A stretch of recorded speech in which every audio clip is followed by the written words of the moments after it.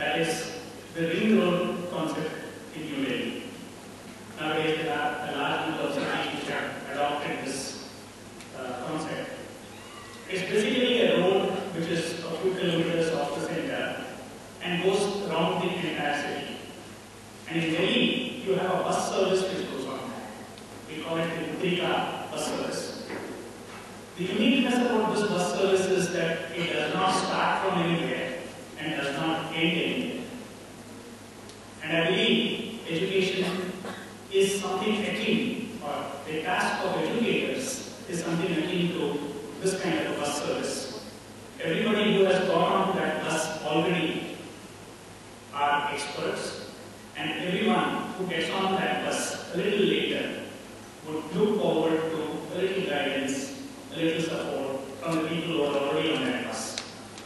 And as it goes around, you will notice that the people who had got in last would be the ones who would be guiding the next batch of people who will get into that bus at the next stop.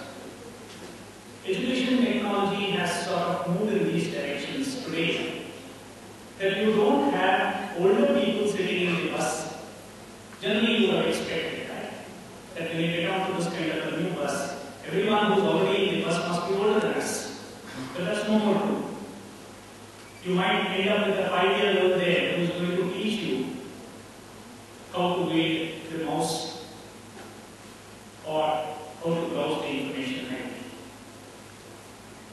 I have a simple presentation out there, 3 propositions. The reason I try to keep these things to a single slide, to a simple presentation, is that I do not want you to be distracted and I want all your ears. The propositions are simple, that there is no more a matter of choice that you say that I don't want to be on the technology bandwagon. Whether you like it or not, you will be influenced by it, you will be swept away by it, and if you don't know how to control it, you might be on the receiving end of technology. A very dangerous proposition, which I will try to elaborate as we go.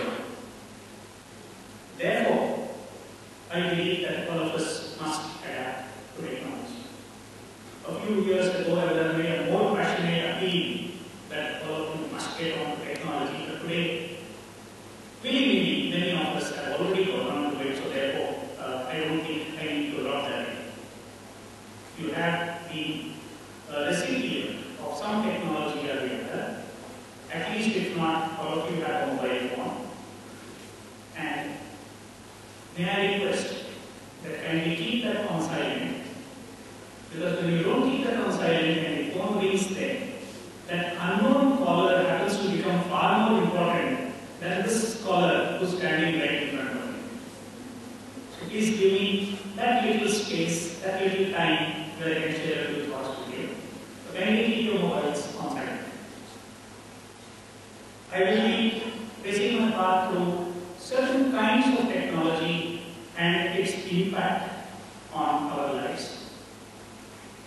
Dr. Bhattacharya has already given you a glimpse of all the kinds of tools that are there to be used, all the kinds of vehicles that are flying on that information highway, and you know which one to choose for what purpose.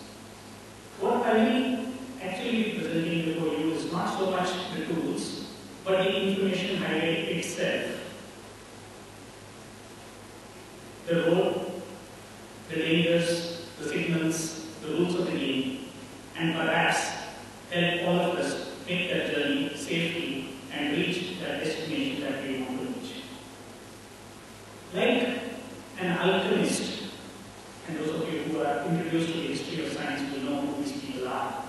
They had this big dream that they would, somehow or the other manipulate some things, and lo and behold, every other metal would turn into gold. An education technologist shares a very similar dream.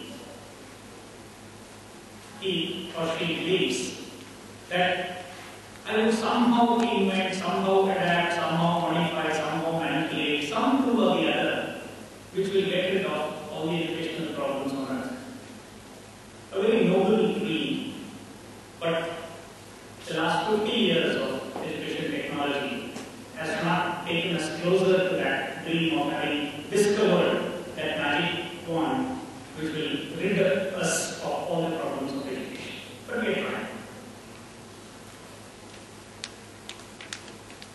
To adapt is no more a choice, as I mentioned to you. There was a time when there were these huge animals, the dinosaurs, which were roaming around the earth. They were very huge. There wasn't any other equivalent predator or higher predator who could kill them. Their skins were thick enough to handle any eventuality. But their single weakness was that they could not adapt. They could not change. And that made them extinct. And the others who actually survived were not so large, were not so endowed either in size or in power or in the tools, all those big claws or big teeth and so on, but had the ability to change. Some of them will be part of changing their colors. So you have all the bright colorful feathers of all the birds. Some of them will fly. Some of them learn how to run. Some of them learn how to swim. Some of them learn how to seek out a small crevice in the soil and creep in there and hide there. Some of them decided that it's best to come out in the night. Different species adapted differently to this world.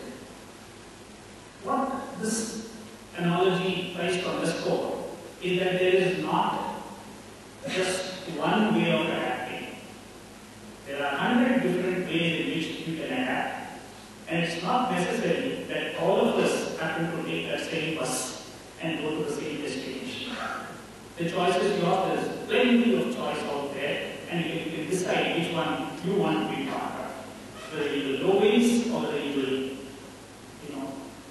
generate those new claws is a matter of your inclination, your choice. As long as you are aware that there is a goal ahead, and that goal, as we heard in the morning inaugural session, is that everyone on earth would have an equal chance. Generally, we tend to believe that computers are some kind of a difficult device. There was a time when people would be very proud of saying, mathematics is very difficult. Nowadays, they don't do that anymore. Nowadays, they say computers are very difficult. But at the same time, without batting an eyelid, they will tell you about their grandson, who is 4 years old, and who has a Facebook account and can send off a Twitter message. What this proves to me is that the cognitive level that is required to operate a Facebook account or a Twitter account, or to send an email, or to make a graphic, or to take a photograph and put it on the web, is that of a 4-year-old. And if a 4-year-old can master it, there is no reason why all the rest of us cannot. Technology is not so much of a challenge. It's made out to be a challenge. It's made out to be a challenge by all those people who are really afraid of it. And in a very popular Indian mythological argument, when you start on the process of learning, you pray to Lord Ganesha.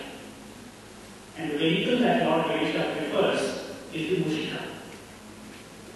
So if you can, in some ways, control that Mushika, if you can learn to ride that Mushika, salvation, enlightenment, glory, happiness, joy, you name it, all that is yours. Technology is not something to be afraid of. Children can handle it. So let's all get on to it and see what is out there on that information highway. Which brings me to the second point that I had out there. And you will notice that the IT has been split in caps, standing for information technology. Information communication technology, the other synonym which is popular. And mind you, the moment you say information technology or information communication technology, all that it is giving you is information. So don't even for a moment be fooled that it is giving you knowledge. Never was it called knowledge technology, never was it called wisdom technology. And the goal that's written down here is what to be to grasp and that does not come out of that idea. All the tools that we have encountered in technology shall not deliver you from the evil of ignorance. It is for you to take up that content, pick up all those information, process it, convert it into whatever knowledge that you want to create, and that knowledge is not created outside there, it can only be created in your own ways. So the metacognitive skills that my colleague wanted to know are these. The knowledge of mining through all this entire bunch of information that's lying out there, sifting out what is really essential, picking that up and fitting it into that jigsaw puzzle, which constitutes meaning, and that from that meaning, creating a picture of the world, which is knowledge. If you are inside a glass house, not necessarily a glass house, a house like this with a large number of windows and doors, but the doors are shut and the windows are sealed, made of glass nevertheless. All you can do is you can see through it. It's like standing in front of a sweet shop, looking at all those sweets there and aspiring for it. But there is a barrier there. There is a good enough thick glass sheet in between you and that sweet. And therefore, despite the best of sensory organs that you might be endowed with, you will not be able to taste it. So the first suggestion that I have to you is open those windows. It's the window to the world. Peep out. You might get to see a little more because your angle of vision is going to change. You might also let in a little wind which will bring in the smells of the world, expanding that information a little more and allowing you a glimpse of that world. But that's not enough. What you need to do is open the doors. Once you open the doors, you will really let everybody in. Nobody walks into your house through a window. They walk into a door. So the moment you open the door, perhaps that's also not enough. You need to open up your arms and say, please come. Welcoming that information to be getting in first of all. And only then you shall receive. But the world is not all that simple. The moment you open the door, you will also let in all the dust and the grime. You will also let in all the flies and the mosquitoes. You will also let in all the viruses and the worms. And you need to learn. You need to learn to adapt, to protect yourself from all these other things that are out there in this bad world. You will get a sweet sounding email from somebody who says that my husband left me 500 million pounds and it's all for you to take. Please give me your password. There will be someone who won't even be as nice as that, who will simply steal your password. There will be all kinds of enticements for you to visit various kinds of websites and be a part of some great thing that's happening out there. Only to realize at the end of that journey that that was the wrong bus to get onto. We complain about pornography, we complain about child trafficking, we complain about the massacre of moral values in the society. But that's something that we let ourselves into by being ignorant travelers on the superhighway. So the one thing that, whether you like it or not, you need to acquire is the new rules of the game. The new rules of the game are virtual, they are not real.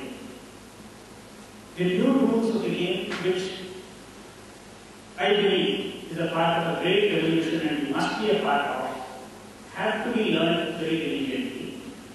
And the new rules of the game calls for a different way of looking at the world. When you switch on the television remote in the evening, there are some beautiful aspirations that get kindled. I'm very sure all of us at some time or the other during the day, maybe many times over, look at a mirror. Look at ourselves in that mirror. And I'm very sure most of us are unhappy with what we see. There may not be anybody who says, my nose is just that shape that I wanted, my ears are just that size that I wanted, my color is great, I have the right height, my hair is glistening the way it ought to be glistening, and so on. So what do? You open yourself out, open your arms and say, please, the vendor of hair and lovely, come and sell me that product. We let in information because we are ignorant about the implications of that choices that we make. We reduce ourselves to ignorant consumers who are willing to be told by all those smart clicks out there of how you can become better than what you are. So the first thing that I believe, the rule to be a safe traveler on that information highway is to build in yourself a capacity to see rubbish for what it is.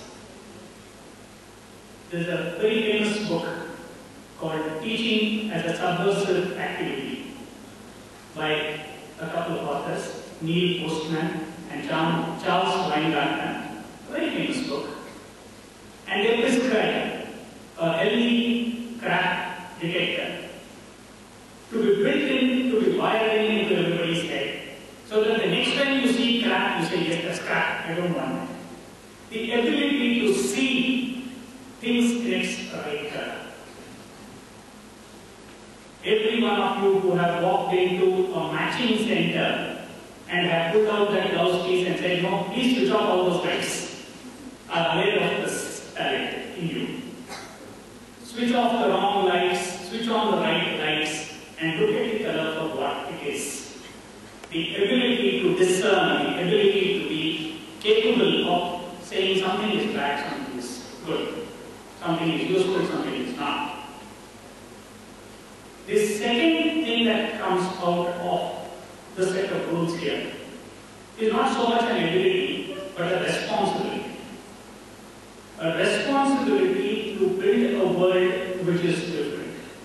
A responsibility to be informed and use that information wisely to make choices, to make decisions on it. And one great thing about this information superhighway is that it is transparent. If you only want to see it, it is there for you to see. The good comes out of the good, the bad comes out of the bad, and you can easily make that out, provided you are an informed driver on that road. The second most beautiful thing about this is that any one of us can be on that highway. Every one of us ought to be on that. It is no more necessary for the older people in that bus to be telling us where to get off, how to get off, which bus stop is the most suitable. Today, when you simply push in a few keystrokes into Google and say search, the results that pop up there are not necessarily from the MIT, the Oxford University, the Cambridge University, and the University of London. They are from everywhere. Wikipedia is a classic example of the kind of paradigm that this represents. Who built Wikipedia? Every single article there has been written by 1,000 people. You write something today, somebody else will come on, add a little to it, modify a little, say, no, look, this is not the way it ought to be done, this is the way it ought to be done. And it is people's efforts, people's knowledge, which is out there on Wikipedia. Which brings us to the question of what about its authenticity? Is that a source which can be relied upon? How can somebody sitting here in Patna be capable of writing something on Wikipedia as world's knowledge? Researchers have proved that there are lesser number of errors in Wikipedia than in Britannica Encyclopedia. And this is not my claim. If 100 people are watching if you have a healthy craft detector, if you know what is right and wrong, you will go detect. Which is the responsibility that you have. The next time you say, I want to write a small piece of something and put it up on that web, hold your pen back for a while. Tell yourself, remind yourself that you have a responsibility because there are millions of people who are going to be consumers of this information and that you want to put in the right information. Which of course can be a little of an intimidating factor, inhibiting factor, which would say, please, maybe I'm not strong enough for that, maybe I'm not confident enough, maybe I should not be writing it, maybe I don't know something. But for a period of time, you'll be able to conquer that fear and you will be a conqueror. Which brings me to that last part of it. There was one part of that revolution which Dr. Bhattacharya mentioned to you, the efforts of the National Mission for Education through the ICT. Let me give you an example of one other activity which is happening on the same lines, which we call the National Repository of Open Education Resources.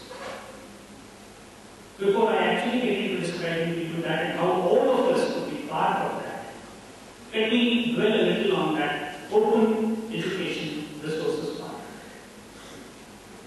An article in Wikipedia can be downloaded, copied, printed, and circulated without invoking any provisions of the Copyright Act.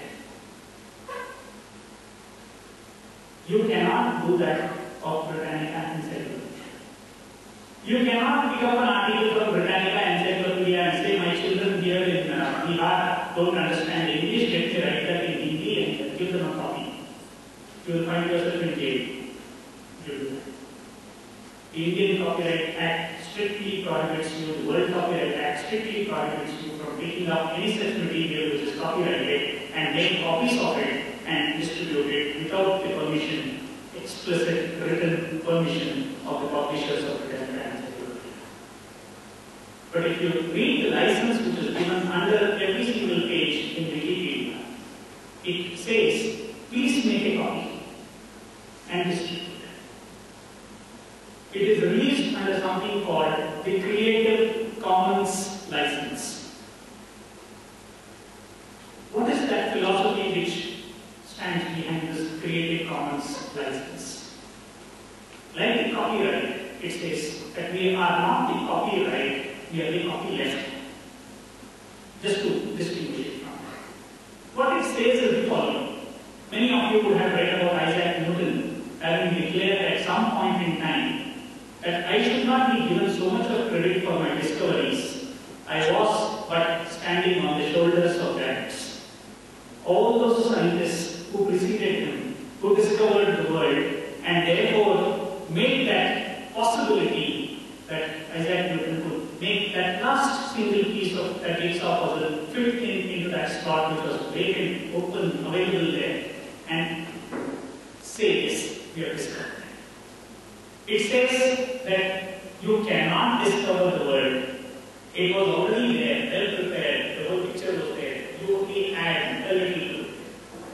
And you do that on behalf of all that community which has preceded you, which has given you the capabilities, which has nurtured you, which has fed you, which has taught you, which has made you knowledgeable enough to be making that discovery. So, if anyone of you aspires to a copyright, I only ask you to ask yourself a small question. The day you are willing to give 1 paisa for every step that you take to Isaac Newton, because if it were not for this first law of motion, which brought in the concept of inertia, which brought in the concept of chuckles with patterns and the ring, which would give you the grip to be walking on the floor or on the ground, you wouldn't have been walking today. So the day you are saying that yes, I am willing to give that 1 paisa, you go ahead and say that I am the inventor, I am God, and I have created this knowledge. So this philosophy, the copyleft philosophy, believes that after all, every one of us is part of that larger enterprise of knowledge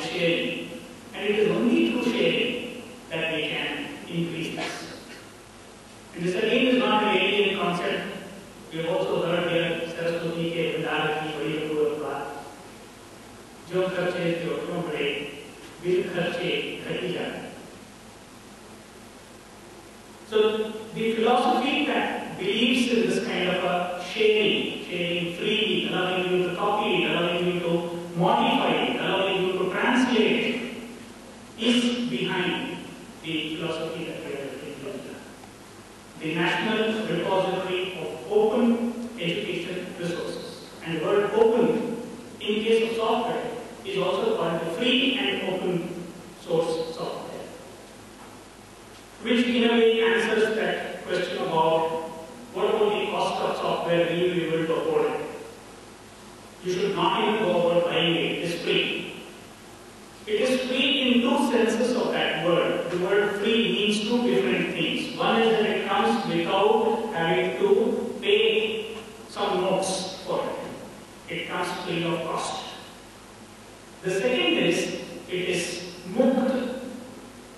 It is not only muft, it is also mukt. It is free of any threats which are holding it back. You cannot pick up Microsoft Windows and make a copy of it and give it to a friend. You are clearly infringing laws for school education. What are we trying to do there in that part?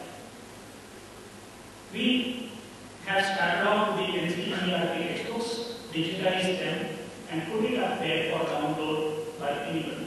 Today you get into the NCERT's website and you will find every single textbook that the NCERT has published out there for download, free. What we plan to do next is to break this up into its respective subject sections. So there will be one section called refraction of light, perhaps. And we'll say, here is this page on refraction of light. And then the Bihar Education Project's science textbook for class 8, which again has another section on refraction of light, is here next to this. And then the West Bengal textbook is here, the Tamil Nadu book is here, the Odisha book is here, the Kerala book is here. So if you as a teacher get onto this site and happen to know some 4 or 5 different languages, you will actually be able to compare these and figure out which of them is giving you those extra inputs which you can get. This is the first level, the innermost level of that activity that we are aspiring to. Every single textbook published by all the governments of various states in this country shall be digitized and made available there, mapped out in those respective concepts. As a next step in that, we are digitizing all the audio and video resources that the Central Institute of Education Technology, the State Institutes of Education Technology have produced over the years. And we will pick them up concept by concept, so if there is a demonstration of the refraction of light in some particular example, that we will go ahead and map this out into that. So you will also have access to that audio and video resources. As a third step, we will invite every single producer of content anywhere on earth and who is willing to give it away using that Creative Commons license. That is, he is saying you make a copy. We will give that person the corresponding remuneration for it, and we invite that person to hand over this content and map it into this. And then we will invite all the teachers, all the educators, all the people across the world to come and say, please translate this into whatever other languages is required to be translated into. So if I have the English lecture there, you want to translate that into Hindi, you want to translate that into Odia, you want to translate that into Bengali, or whichever other language you develop. Please come, translate this. So that every single child on earth is going to have access to the kind of information which, fortunately or unfortunately, we were not able to provide. There are some hardcore believers in printed books still. The Akash tablet that has been released recently, which will be scaled up soon, that single tablet, which will be less of a thickness than a typical textbook, can hold 10,000 books. Show me a way in which you shall give 10,000 books to every single child on earth. And if you were to give printed books, even within Bihar, you will be left with no dream in Bihar. The number of pages that have to be printed. At the same time, I am talking about audio, I am talking about video, I am talking about those virtual labs, I am talking about the software that will come with it, I am talking about students not being be consumers of information, but actually be producers of information. That student saying that I will go and interview some old person and ask him, that person is very old way, he was born in 1940, he has seen something in 1940, I'll go and interview that person and I'll write down a small essay on that, put it up on the web so that we know how the world looked in 1940. Which is what I meant by saying that it is no more required for every person on that bus already sitting there to be older than you. It could be a 10-year-old. It could be a person who says, I know how to sing, let me sing that textbook poem and record it and then put up audio version. I mean, you can go on listing out hundreds of such examples. Basically, what I'm trying to allude to is the fact that you don't need to be consumers of information only. In fact, as a moral duty, all of us should transform ourselves to be producers of that information, because the information highway can only be fed by the energies of all of us educators, all of us people who can think, all of us people who are concerned about society, all of us people who believe that every single child there should get the benefit of the free education that we come to. So, I invite all of you onto that super highway, and I assure you that there will be a nice time out there. Of course, we need to learn the new routes of the game. But let me assure you that many of us have tread on that road a little earlier, and we have learned, and it is well within the capability of all of us to be driving safely on that. Thank you. Lecturer, Department of Education, Patna Women's College, and the Organizing Secretary of the National Congress, with a small token of gratitude.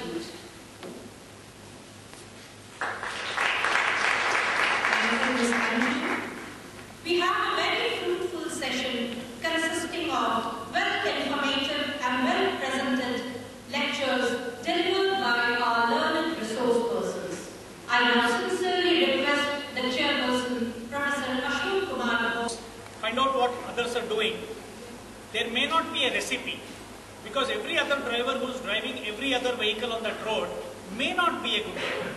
So learning from others may not be a comfortable idea anymore.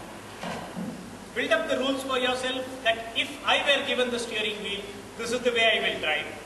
Learn from the mistakes of others.